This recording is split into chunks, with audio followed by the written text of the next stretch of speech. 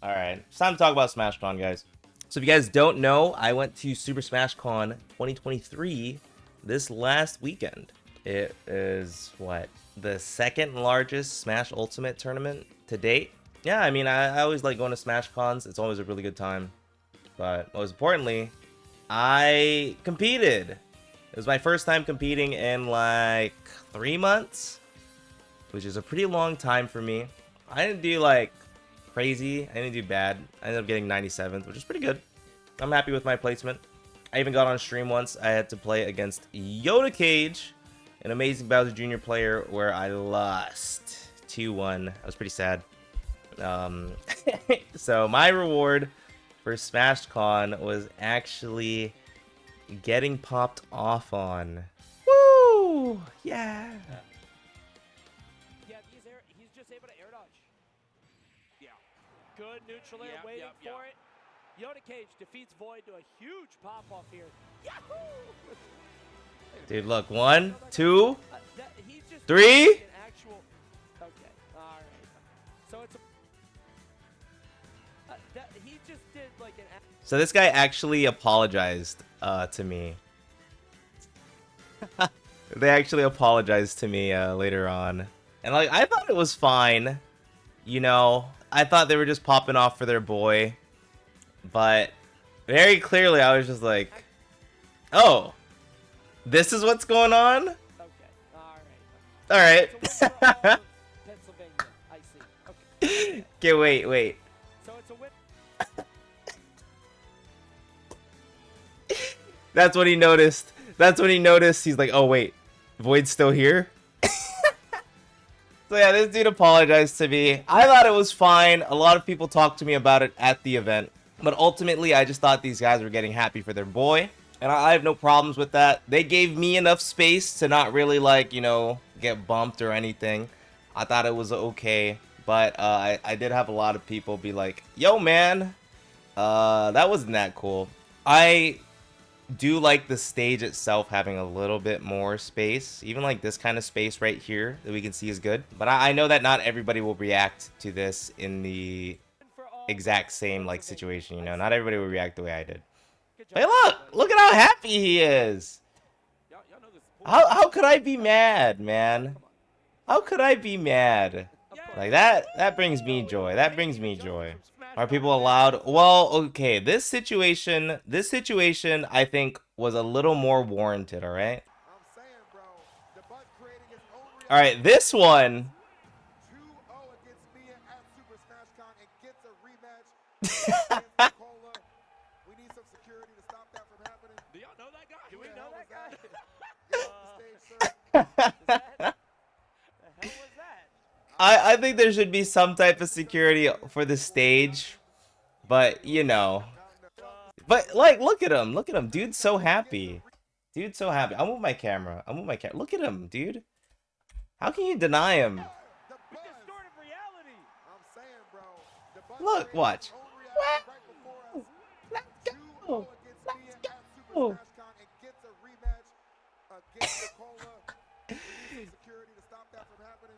In reality, I think he just won a lot of money off a side bet or something. That has to be what it is. Yeah, 24K over here is kind of crazy too. Yeah, personally, for my own situation, I don't think it was too crazy.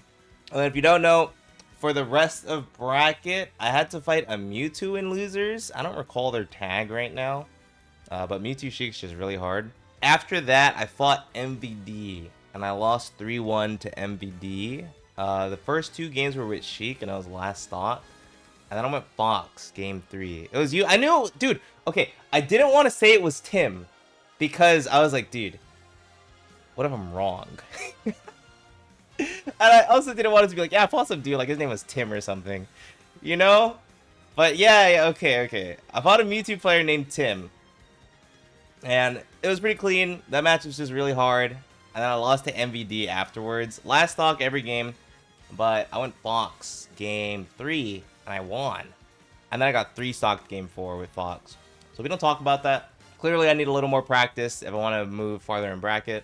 So I was thinking about going to like a random local here and there, because I can drive now, and it's just a nice little like hobby. Like, dude, if I'm still going to tournaments and putting up good results, I might as well put up better results. I don't know. We'll see how it goes. On that train of thought, just a side note, I am also apparently top 120 in the world. I don't know how this happened. I do have good results at like tournaments, but top 120 is pretty high in my opinion. So yeah, I mean, I'm pretty proud of that. I'm pretty proud of that. And 120, somewhere between 110 to 120. I don't know exactly what it is. Sparkleman, but I also got 49th at Genesis, and I got 65th at Kagaribi. They were really like stacked tournaments, you know?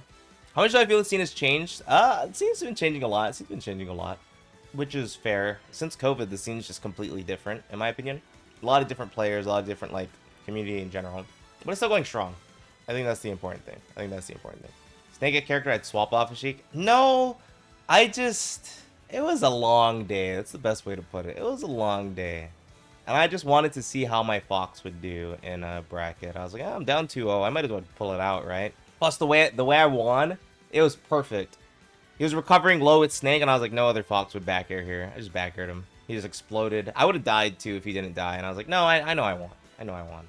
A different part of bracket, if you guys don't know, I also entered Melee. And Melee, I always enter Melee when it comes to Smash Majors, when I get the chance. And this time, I made it to winners finals of my pool.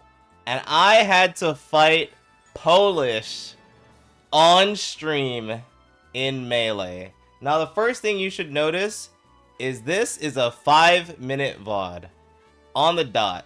That's how long I lasted in 2 games. I cooked, I went, game! Oh man, so Peach in Melee is just crazy, and Polish of course is an amazing player, so yeah, I got cooked. There's one very specific moment that we have to look at though. You're so sick. That was crazy. And the tech.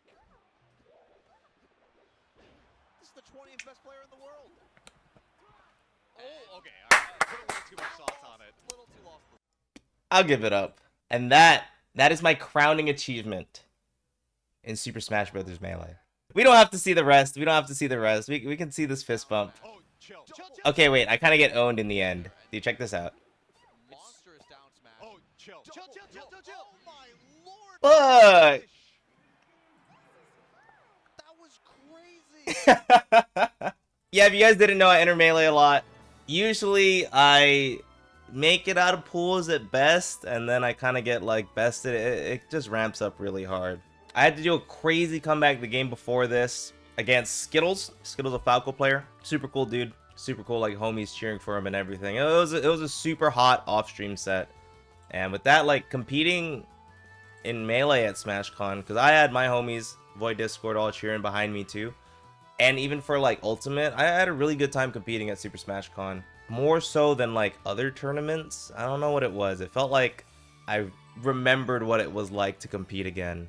Where like it's not always about being the best, and it's not always about the cash prize, you know. Sometimes it is about that one interaction in pools between you and some other dude that nobody else is ever going to know about. Like that is what competing is about, in my opinion. And I felt like this weekend I truly got to understand that again. But the biggest thing when it comes to competing in Ultimate and Melee, if you guys don't know, is HBox decided to make this tweet, bro. He made this tweet, and initially it made me so mad, alright? So, gsmVoiD and I are both entered in Melee and Ultimate. If you take the average of our Ult and Melee placements this weekend at SmashCon, who will have the higher average? Does he know how good he is at Melee? Does he realize what numbers I need to put up to compete with him to have the higher average? If you guys don't know, dude, HBox getting like 9th is crazy. Me and Ultimate, like recently, I got 9th at a 16-person invitational, and I got 49th. So like my like best potential average for like Ultimate would be like 40 to 50th or 60th, and HBox's average in Melee is like 5th. you know, you look at the results. Who gets the higher average? HBox, 66.5%. Void, 23.6%, right? With that being said, if you guys don't know, HBox drowned in Ultimate. He went 2-2 in Ultimate. I went 3-2 in Melee. But Ultimate had like 3 times the entrance as Melee did. So with me making it out of pools, losing to Polish, I got 197th place. And then I got 97th in Ultimate. But HBox got second in Melee. But you want to know what he got in Ultimate? He got like 750th or something. So his average is like 300 something. It's so bad. His average is so bad. And as such, this image was born.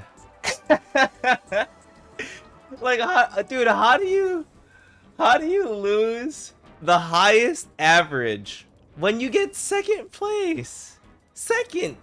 Like, it shouldn't happen. It shouldn't happen. So with that, like, for me, I was like, hey, you know, like, maybe I'll respond to this and then people will like clown on me for it because like, oh, of course HBox, right?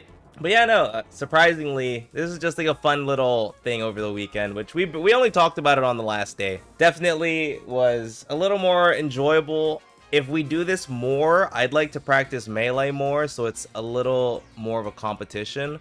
Or maybe HBox just needs to step it up in Ultimate, so that way we can actually, you know, have comparable averages, you know?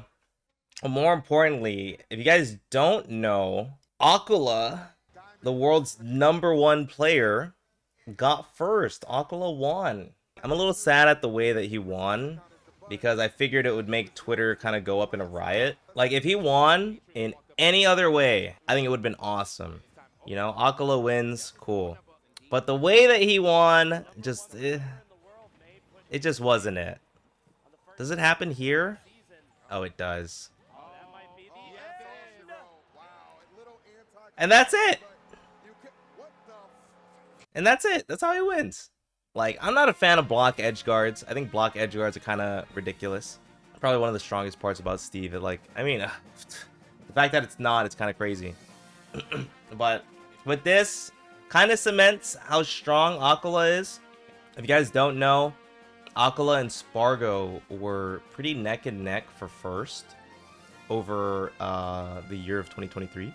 Spargo got 49th, and Acola got first. Spargo lost to, I don't know if LY is top 50, probably top 100 at least.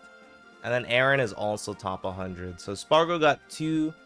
LY is not top 150. Spargo got 2 pretty bad losses, while Acola got 0 losses. So hopefully that's not the end of the race for rank 1. We would need to see if Acola gets a little more fumbles over the year, because Acola has lost to like 6 people this year, maybe, with like a lot of losses to Spargo. But Spargo's been losing, bro. Spargo lost to me? That's all you need to know, honestly. I'm honestly a very big Spargo fan. I really want Spargo to keep it up, make it.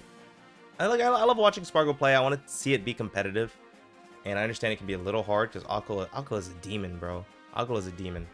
But I believe in Spargo.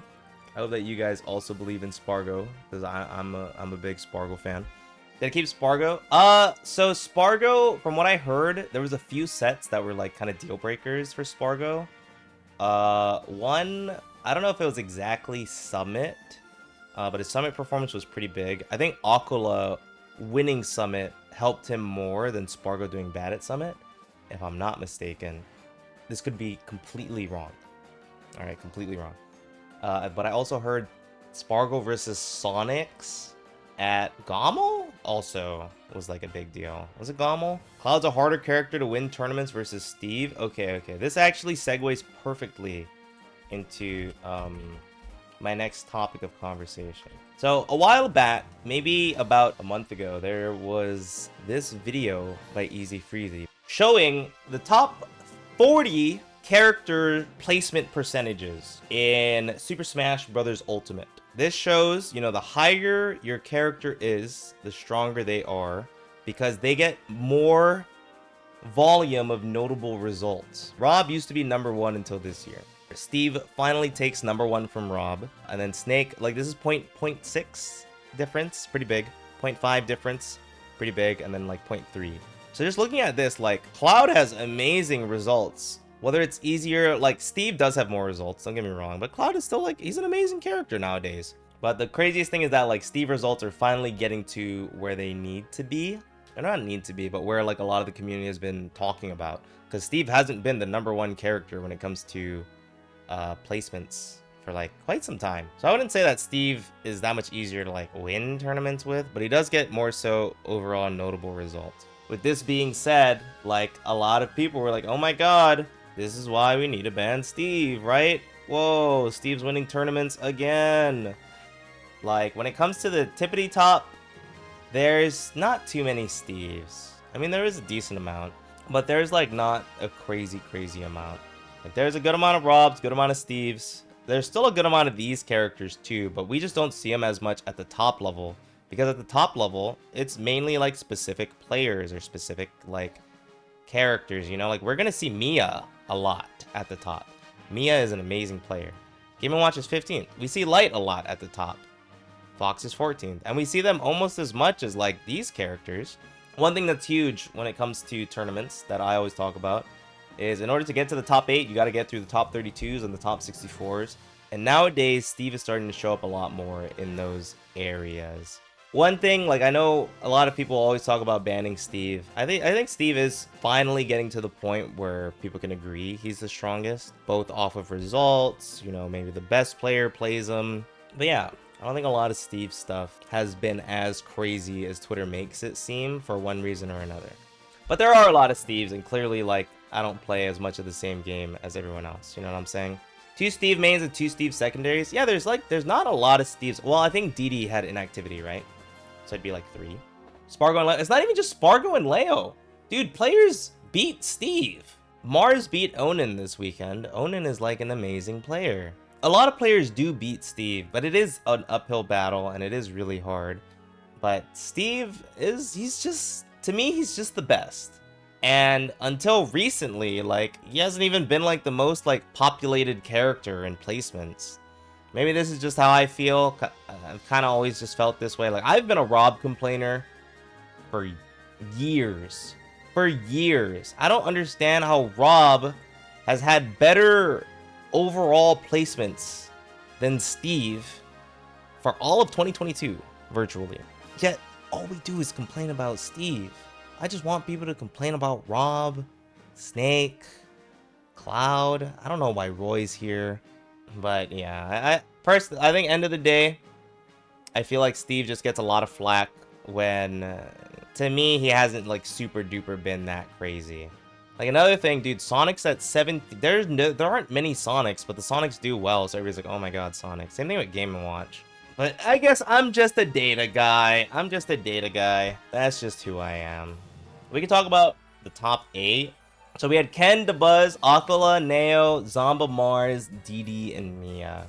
Personally, I wasn't too excited about this top 8. I still watched a decent amount, if not all of it, but I wasn't too excited about the top 8 roster. You know, Sonic, Rosa, Steve, Corrin, Rob, Zero Suit, Steve, PT, or Pac-Man 2, and then Game & Watch. But I wasn't the biggest fan of the roster, but I like the gameplay a lot. You know what I'm saying? I like watching DeBuzz. I don't like watching DeBuzz's gameplay, but he's really good. Dude, I just think these are good meta characters, except for this. Rosalina. Dude, I don't know how Rosalina got second at this tournament. I'm the biggest Rosalina hater I know. But I'm a DeBuzz fan. I'm going to root for DeBuzz, even if I don't root for his character choices. I mean, overall, I liked the top 8. This was the hardest tournament in recent memory. 2,500 entrants, many international talents. We were missing a few people here and there, a few Japanese players. We were also missing Gluto. We're missing Leo Meister. But overall, I like the tournament a lot. I do wish that DeBuzzCon did not last as long. But, you know, ultimately, we have our timer at what it is. Some sets are just going to last half an hour. That's just the way it is. I think Steve is broke. I think Steve's the best character. I don't think he's, like, insane. You know, like, let's go to top 32. We had Acola. We had Didi. We had Jules. Alright, we had 3 Steves in top 32.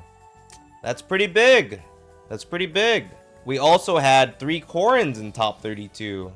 That's pretty big. That's pretty big. Now, I'm not trying to say anything with that statement, but it looks like Steve and Corin are really good characters. Cosmos was wrong. He's not playing Corin, bro.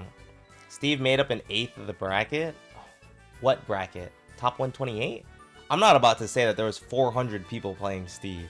Whole SmashCon Ultimate Singles? That sounds ridiculous. If it happened, that is ridiculous. And if it didn't happen, that's a ridiculous statistic to make up. End of the day, that sounds pretty ridiculous. But more importantly, you guys know who made up 1 out of 32 of top 32? SHEIK! WebbJP got top 32 with solo SHEIK. So if you guys don't know, Webb is an amazing, amazing SHEIK player. And I think I'm Webb's biggest fan that's not on the East Coast. But more importantly, Webb outplaced even me with SHEIK. And not even just outplaced. Webb ended up beating... I don't know who Henry Luma is. Oh, it's Luma. The Raw player, right? I think it's literally just Luma. And Cosmos. And SkyJ with SHEIK. So Webb performing just phenomenally with SHEIK. If I still have the easy freezy thing over here, SHEIK has been on the upswing lately. Plus 13 of notable like performances, and this isn't even really including me. So in my opinion, this solidifies Webb as the best American SHEIK. I think AIM still has some pretty insane placements, and Ramen just had an insane run at, was it Gommel? Was it Gommel or was it Smash Factory? I don't recall. But Webb definitely cementing himself in the Mount Rushmore of SHEIKs, and he just keeps getting better. So I'm going to keep watching his VODs. Hopefully I can get better too. As, you know, I'm still going to stuff. I'm still going to be at events. And again, if you didn't hear me say it earlier, I might end up at some locals just so that way I can stay in shape instead of just playing here and there at majors. Mount Rushmore? Dude, we have a good amount of SHEIKs. Me, Webb, Rox, Ramen. So usually it was me, Rox, Ramen, and AIM. And then like JP also had like Self, Shachi, Kameme would pop in and out. I mean, we also had Captain L here and there. But yeah, now it's Webb is starting to like cement himself. It's super sick. It's super sick. Zachary Nao. I haven't seen Nao's SHEIK, and I don't know if I want to.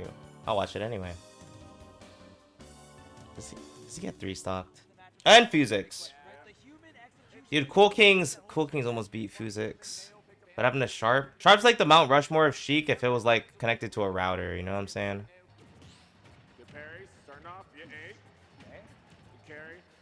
Oh no. There's so many situations where SHEIK might not have a true combo, but it's more of a frame trap situation, and Rob is very susceptible to those specific scenarios. Man, that was so good. Oh my goodness! Wow. He Oh no. Okay, Zamba's playing very well right now. Very well. Nail? Yeah, Nail talked to me. Okay, but hold on. Drag down. A. Oh. Run it back. A. Just do an up tilt. Just do an up tilt. Please. So Nail came up to me after the Acola set. And he told me, he's like, I feel like my soul left my body. Oh my god! Soul definitely left his body there, I'll tell you that. All I gotta say is USA, baby. Sometimes you gotta throw in one commentator, cause Raindrop? Drag down. Ah! Oh, just knock it out. Smash. Charles goes, I don't know how warmed up the SHEIK is. Neo goes, let me show you. Let me give you an I'll answer. let you know, Chucky. that was like. Oh no. Yeah. Oh no. Thanks a lot. I should have looked away. Smash on the nair. I should have looked away. At least one more game with SHEIK. I'm definitely a Up tilt? Oh. Yeah, Nail told me after, he's like, my soul left my body.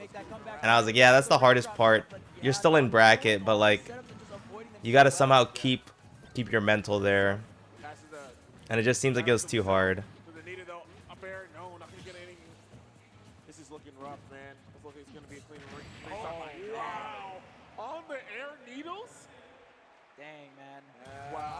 Wow. End of the day, SmashCon 2023 was very, very fun tournament, both to be at and to spectate. Smash community, when I get to like interact with people, super awesome. You know, I can see myself going to SmashCon next year. If there is a SmashCon next year, you know, whenever there is one, it's a very great tournament to go to. And I recommend it, even as like a first tournament to go to.